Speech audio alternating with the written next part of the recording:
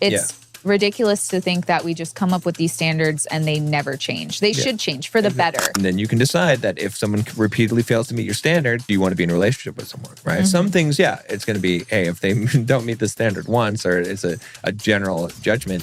But many times that's still a more healthy way rather than an expectation. Like it's still controlling somebody. You're telling them, I expect you to do this. If you're telling them a standard, you're telling them, like you mentioned earlier, hey, I like this and I don't like this. That's how you're putting it out there. You're not telling them to do it. You're just telling them what you like and you don't like, and it's their decision. Yeah. And then you will make your decision. And I think that standards can and should change.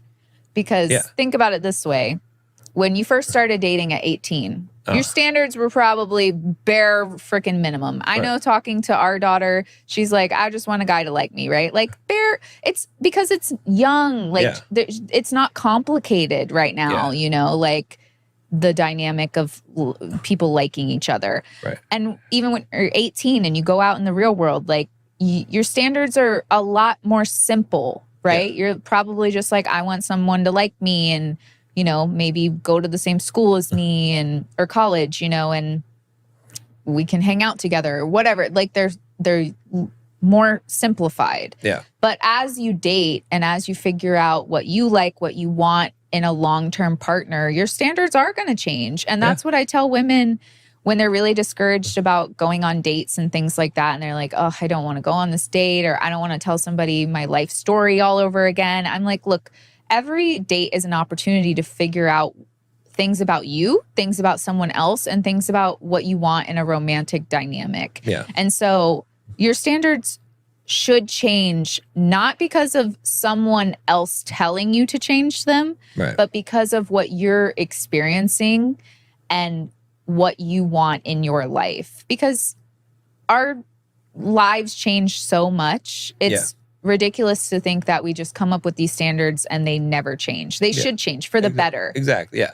And so, like you said, you should be having a conversation, even if maybe your standards initially don't align. Have a full conversation about it, because you might also see the other person's perspective a lot clearer and understand it more than you did before.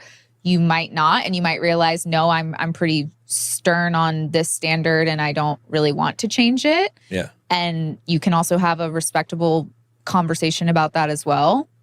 Or whatever in between, right? Like there's so many things that could happen. There's so many things that you could learn from having a conversation, rather than instantly trying to shut it down with an expectation and be like, no, you're controlling, right? Like you should be hearing people out and why they want the things that they want, because you might also be like, oh, I actually want the same thing. Right. Like the women who are like upset about the girls' night out, guys' night out, going straight to being controlling, if they really heard him out and heard a good, genuine explanation, like to keep their relationship something that's special and that there is no like outside influences coming into that in like a bar club setting, that's not a good situation for anybody in a relationship to be in just because of the environment.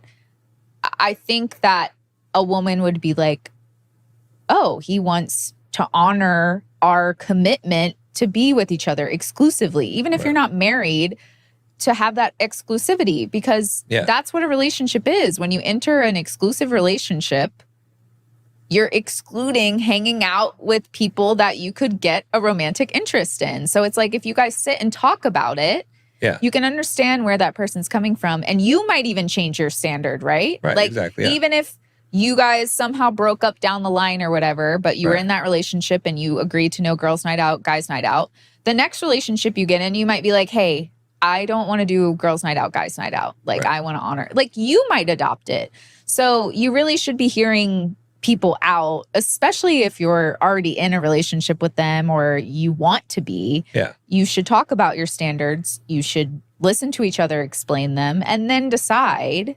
And if someone is actually being controlling, if a man is actually being controlling, you will know.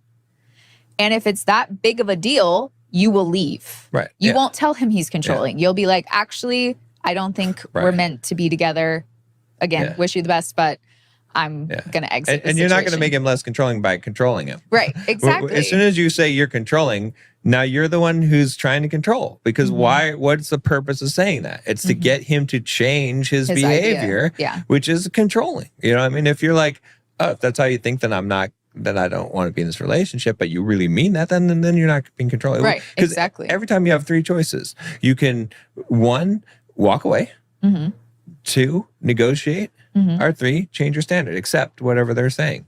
And you have to choose one of those 3 things. Anything else is manipulation. Any other thing that you're trying to do besides one of those 3 options is manipulation, because now you're trying to get someone to change something about themselves or change their standard or what they want without explicitly having that conversation, right? So that's the thing about it. But yeah, I agree. And it also just even applies to yourself, right?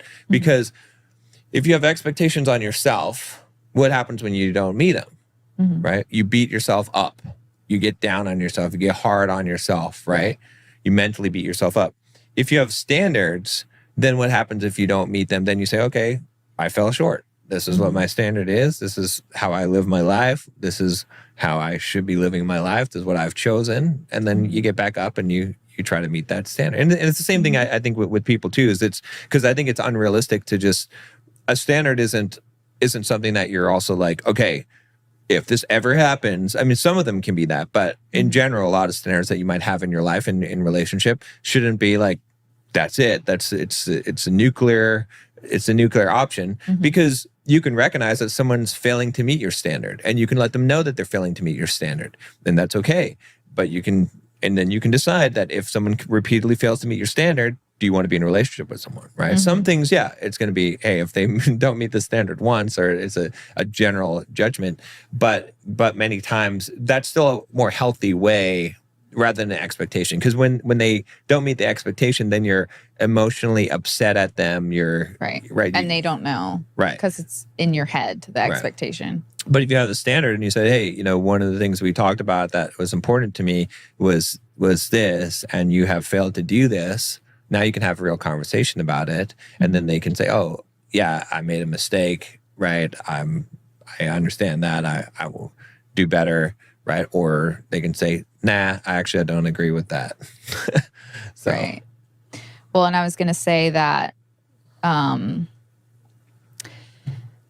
man might come across as controlling too if he's expressing an expectation rather than a standard. Yeah. So men do need to keep that in mind, because if a man says to a woman, I expect you not to cheat on me, that's controlling. It is controlling. And I understand that is a logical expectation that a lot of people have when they get in a relationship, is I expect the person not to cheat on me. Right. But if you're outright saying, I expect you not to cheat on me, because it still is. Often expectations are more internal, but if you outright say them, they are controlling. For sure, it's still controlling somebody. You're telling them, I expect you to do this. Right. Whereas if you're telling them a standard, you're telling them, like you mentioned earlier, hey, I like this and I don't like this. Right.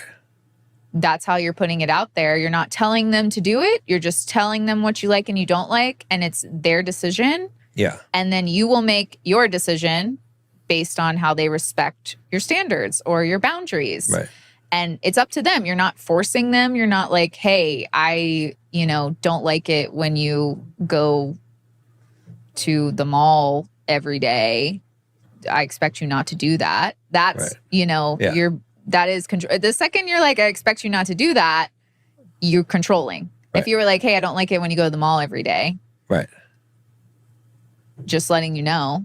Yeah. Then she's free to do whatever she wants. Right.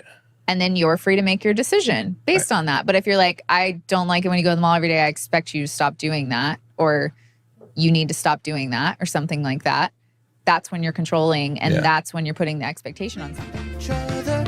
Better than